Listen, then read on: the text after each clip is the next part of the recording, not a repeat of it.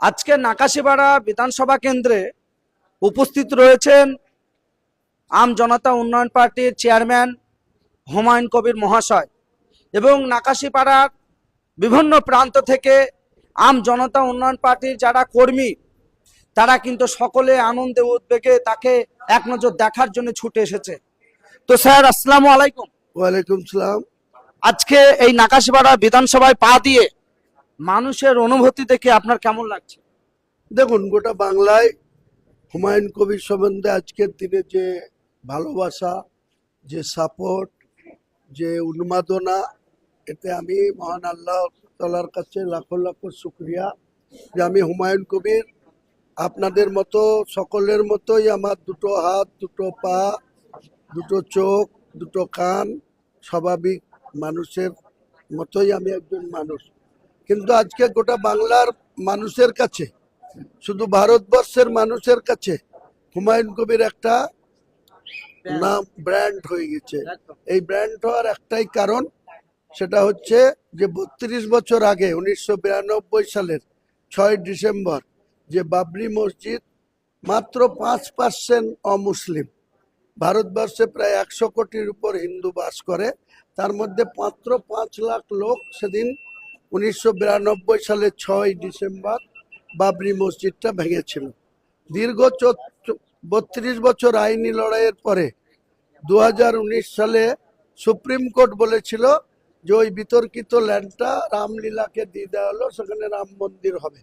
আর উত্তরপ্রদেশের সরকারকে বলেছিল যে বাবরি মসজিদ নতুন করে বানানোর জন্য 5 একর জায়গা উত্তরপ্রদেশ সরকার যেন বাবরি ট্রাস্টকে দেয়। দুঃখের বিষয়, 13 মাস পরে 2020 সালের ডিসেম্বর মাসে 5 একর জায়গা দিয়েছে উত্তরপ্রদেশের সরকার, যোগী আদিত্যনাথ সরকার। কিন্তু সেই সরকারের জায়গা এমন জায়গায় দিয়েছে যেখানে মুসলমানদের বসতি নাই। অযোধ্যা থেকে 19 কিলোমিটার দূরে একটা নদীর ধারে মুসলমানরা মসজিদ বানায় কিসের জন্য? নামাজ পড়ার জন্য। তাহলে তাদের যে বাবরি মসজিদ, বাবরের প্রধান সেনাপতি মীর বাকি বাবরের নির্দেশে 1528 সালে শুরু করেছিল, 1529 সালে সেটা কমপ্লিট করেছিল। 464 বছরের একটা ঐতিহাসিক বাবরি মসজিদ, সেটা ভেঙে ফেলে মাত্র 5% হিন্দু উল্লাস প্রকাশ করেছিল। সব হিন্দু তার জন্য দায়ী না, সব হিন্দু সেটা করেও নি, আমরা কোনোদিনই সেটা বলিনি। কিন্তু 5% হিন্দু যেটা বাবরি মসজিদ ভেঙেছিল, আজকে বাংলায় 37% মুসলমান, গোটা ভারতবর্ষে প্রায় 22-23% মুসলমান। 1,45,00,000 জনতার মধ্যে, পাবলিকের মধ্যে, জনবসতির মধ্যে প্রায় 42 কোটি ভারতবর্ষে মুসলমান বাস করে। দুটো দেশ আছে মুসলমান, এক পশ্চিম পাকিস্তান, তাটা ভেঙে আবার 1971 সালে ইন্দিরা গান্ধীর সহযোগিতায় বাংলাদেশের জন্ম হয়েছিল। দুটোর পপুলেশন দেখুন না, পাকিস্তানের জনসংখ্যা 25 কোটি, বাংলাদেশের জনসংখ্যা 19 কোটি, দুটো মিলে 44 কোটি, আর একা 42 কোটি মুসলমান বাস করে ভারতবর্ষে। সেখানে সম্প্রীতি থাক, শান্তি থাক, যে যার ধর্ম তারা নিজের মতো করে পালন করুক, কেউ মন্দিরে ঘন্টা বাজাক, কেউ মসজিদে আজান দেখ, এটাই আমরা চাই। তাহলে মন্দির বানানো হচ্ছে, আর মসজিদ যখন বানানো হবে তখন কেন বলা হচ্ছে দাঙ্গা হবে? কেন বলা হচ্ছে সম্প্রীতি নষ্ট হবে? কেন বলা হচ্ছে ল অ্যান্ড অর্ডার প্রবলেম হবে? এই জায়গায় আমার প্রোটেস্ট, এই জায়গাটাই আমার প্রতিবাদ। তুমি তোমার বাবরি মসজিদের কাজ চলছে কিনা চলছে, দেখা চলছে, হ্যাঁ নিশ্চিতভাবে চলছে। আর যে ভিডিওটি প্রকাশ করেছে সেই ভিডিওটি এআই ফেক, এটা আপনি দাবি করছেন? ভিডিওটার সততা আছে, আমি আবার বলছি। আমার ফ্ল্যাটে বসে কেউ চক্রান্ত করে এই ভিডিও করেছে, সেটা 19 ডিসেম্বরের ভিডিও। আমার মুখ দিয়ে যেসব এআই করে যেসব কথাগুলো বলানো হচ্ছে মুসলিম বিরোধী, এটা আমি হাইকোর্টেও চ্যালেঞ্জ করেছি, তৃণমূলের নেতৃত্বকেও চ্যালেঞ্জ করছি। তারা যেহেতু সাংবাদিক সম্মেলন করে ববি হাকিম, অরূপ বিশ্বাস আর কুণাল ঘোষ এটা ওপেন করেছে। তাদের দায়িত্ব এটাকে প্রমাণ করা যে এটা এই কথা হুমায়ুন কবির বলেছে, কার সামনে বলেছে। আর যে ভিডিও দেখানো হচ্ছে, দেখবেন আপনি এক কথা বলছেন, তা আপনার ক্যামেরা ধরে আছেন, আমার সাথে বলছেন, ক্যামেরাম্যান তো ইচ্ছা করলে আপনাকেও দেখাবে, আমাকেও দেখাবে। এটা যখন ব্রডকাস্টিং করবেন, একদম। তাহলে শুধু আমাকে দেখাবেন আর আপনাকে আউট করে দেবে, এটা তো হতে পারে না।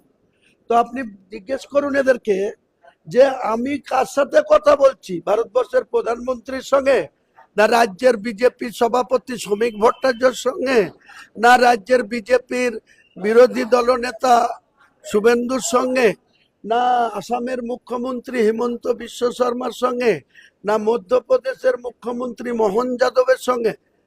তৃণমূলের ক্ষমতা থাকলে শো করুক না যে হুমায়ুন কবির কার সাথে বসে চুক্তি করেছে। তো স্যার বিগত দিনে এই তো হাজার হাজার কোটি টাকা নিয়ে কেস মামলা জেল খাটার ব্যাপারও সাধারণ মানুষ দেখেছে, সেগুলো নিয়ে কোনো কথা নেই, কিন্তু আপনার এই একটা ভিডিও নিয়ে তোলপাড় করছে।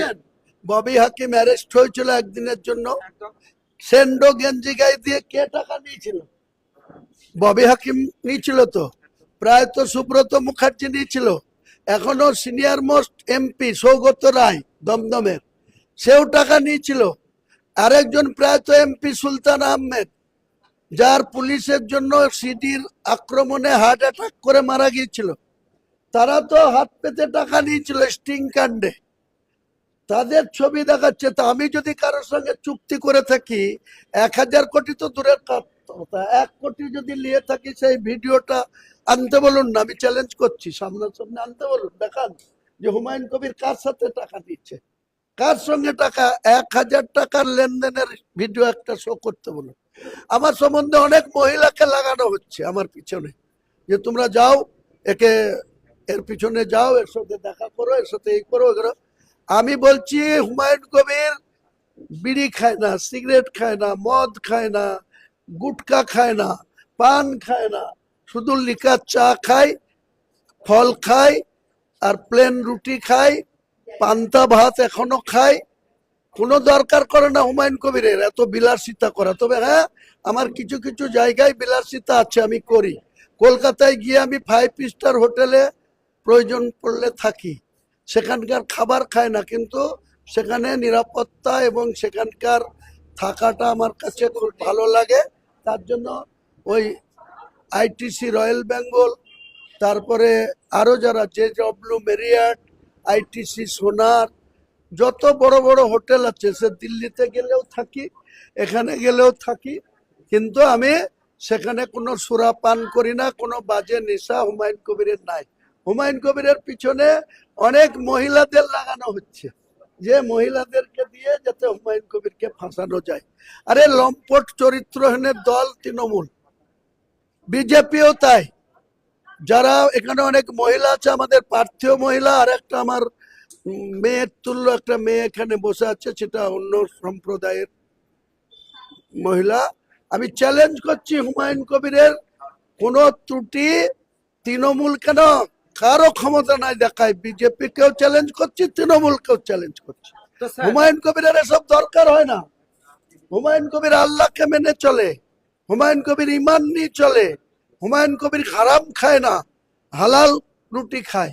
এটাই হুমায়ুন কবিরের আদত, এটাই হুমায়ুন কবিরের চ্যালেঞ্জ। তাহলে মিম পার্টির সঙ্গে যে জোট ছিল সেটা কি সত্যিই ভেঙে দেওয়া হয়েছে? মিম পার্টির জোট, আসাদুদ্দিন ঐশী 25 তারিখে কলকাতায় এসে প্রেস মিট করে ঘোষণা করেছিল যে হুমায়ুন কবির এজিপির চেয়ারম্যান, এজিইউপির, তার সঙ্গে আমি পার্মানেন্ট জোট করলাম। শুধু অ্যাসেম্বলি না, আগামী দিনে লোকসভা, পঞ্চায়েত, পৌরসভা সব জায়গায় জোট থাকবে।